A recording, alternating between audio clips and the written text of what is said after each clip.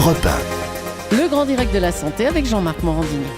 Et on continue avec Sabrina Philippe, psychologue, pour essayer de comprendre comment faire pour que l'amour dure toujours, puisqu'en 2013, plus de 240 000 personnes se sont jurées amour et fidélité pour la vie.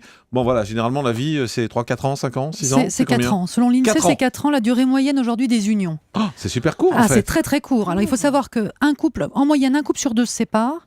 On a 2 sur 3 à Paris maintenant. C'est même plus 1 sur 2, c'est 2 sur 3 à Paris et 1 sur 2 en province.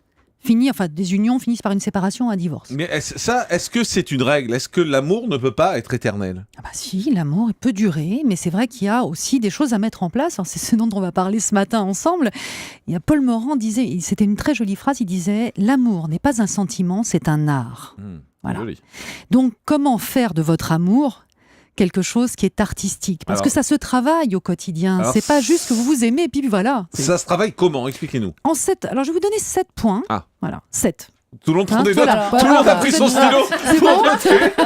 On prend des notes. Allons-y. Allez, 7 points. Alors, petit 1, il faut le vouloir à deux. Ça, c'est très important. C'est-à-dire qu'il faut que ça soit une volonté commune de faire durer cet amour. Et ça, c'est important aussi de se dire, soit avec l'autre, est-ce qu'on a vraiment envie de continuer à être ensemble ? Est-ce que c'est important ? Est-ce que ça fonctionne ? Ça, c'est la condition sine qua non. Si vous répondez oui à cette question, on peut continuer, on peut dérouler la suite. Donc, la deuxième chose, c'est de communiquer. On le dit souvent, c'est bateau de dire ça. Mais ça veut dire quoi de communiquer en réalité ? Ça veut dire qu'il faut aussi dire ce que vous avez sur le cœur régulièrement. Même quand ça va pas. Mais oui, il faut le dire parce qu'après, on accumule des rancœurs et elles grossissent et après on n'arrive plus à les surmonter. Donc il faut dire en utilisant le « je », c'est très important. On n'est pas dans l'accusation de l'autre en disant « je me sens triste quand tu fais ça »,« je ne supporte pas quand tu… » C'est pas une accusation, c'est de parler de soi et de dire régulièrement ce qui ne va pas. Ça c'est le deuxième point et il est fondamental. Le troisième point… 3, attention, ils marchent tous les uns avec les autres, c'est de faire de votre couple une priorité. On a souvent tendance à faire passer sa vie professionnelle, sa vie familiale… Mais ça c'est facile dans la théorie, mais dans les faits c'est compliqué quand même. C'est pas compliqué à partir du moment où on se le dit. C'est-à-dire qu'il faut garder du temps pour être ensemble. C'est important. Dans votre semaine, vous devez avoir des moments que vous gardez ensemble, même les parents, vous devez avoir des moments pour vous. Vous devez aller dîner au moins une fois seul. Même si on a des enfants, il faut essayer de les faire garder par des amis, de la famille, des voisins. Par la famille, voilà. Et d'avoir des moments seuls pour vous, sinon ça ne fonctionne pas.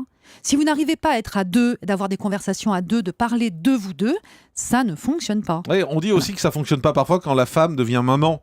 C'est-à-dire que le fait d'être une maman, elle perd parfois son côté féminin. Eh bien, c'est bien pour ça que je vous le dis, et c'est bien pour ça que je m'adresse ici aux mamans et aux papas aussi qui doivent insister. Emmenez votre femme manger au restaurant, emmenez-la faire un petit cinéma à deux, faire une petite balade main dans la main et laissez vos enfants de temps en temps aux grands-parents, aux amis, voilà. Tu vois, Julie, tu me parles que de radio tout le temps. Allons nous balader. Bon, allez, on y va. Quatrième point, la sexualité. On peut pas… oui. Tiens, justement. Non, mais ça c'est une évidence. Oui, j'arrête pas de lui dire. Voilà. La sexualité, c'est un point fondamental dans le couple pour tous les couples. Et les couples, en général, quand ils commencent à dysfonctionner, ils dysfonctionnent aussi parce qu'ils ont une intimité qui se réduit comme une peau de chagrin qui finit par être finalement plus rien.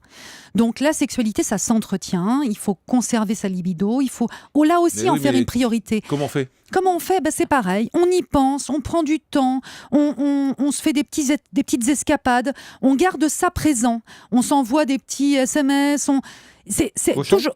Comment ? Oui. Oui, allez-y, bien sûr. Il faut garder ce niveau de libido. Non, mais attendez 2 minutes. Attendez. Un SMS cochon. Ça suffit, Jean-Marc. Point numéro 5, la légèreté. Là, Jean-Marc, vous avez exagéré parce que je lis. Vous lisez… Non, mais lisez pas les SMS que j'envoie Julie non plus. Alors 5. Alors, 5e point, Julie, la légèreté. L'amour a besoin de légèreté. Voilà, c'était très léger là. Ouais. Voilà. L'amour vous avez besoin de rire ensemble. Ça, oui, au moins sur ça marche. Vous voyez comme ça marche.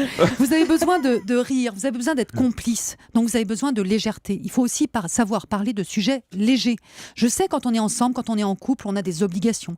On a une famille, on a une maison, on a des traites, on a un travail. On a la fatigue. On a la fatigue. Oui, mais il faut savoir rigoler aussi ensemble. Il faut savoir garder cette complicité. C'est fondamental. Sinon, l'amour ne peut plus émerger parce que l'amour, c'est aussi la légèreté. La légèreté d'être avec l'autre. Donc ça, c'est fondamental. Alors, 6e point, des projets. Un couple ne peut pas fonctionner sur le long terme sans projet. Alors, il y a des projets à moyen terme et des projets à long terme. Projet à moyen terme, où est-ce qu'on va partir? Quel voyage on va faire? Parfois, ce voyage, on ne va pas le faire dans l'année qui vient, on le fera 2 ans ou 3 ans. On a des projets communs. On va acheter quelque chose en commun. Projet dans l'avenir ensemble. C'est exactement ça. Et sans projet, un couple en général meurt. Il n'arrive pas, parce qu'en fait, il n'alimente plus la machine. On n'arrive plus à rêver ensemble. C'est important de rêver ensemble et d'avoir les mêmes rêves. Et puis, dernier point. 7e Alors, le point, dernier. ne demandez pas trop à votre couple. L'amour ne peut pas tout vous apporter. L'amour ne réglera pas tous vos manques personnels, vos manques professionnels. Pour s'aimer, il faut être bien soi-même déjà, pour pouvoir aimer l'autre. Si vous ne fonctionnez pas bien vous-même dans votre travail ou personnellement, psychologiquement, occupez-vous de vous et votre couple ira beaucoup mieux.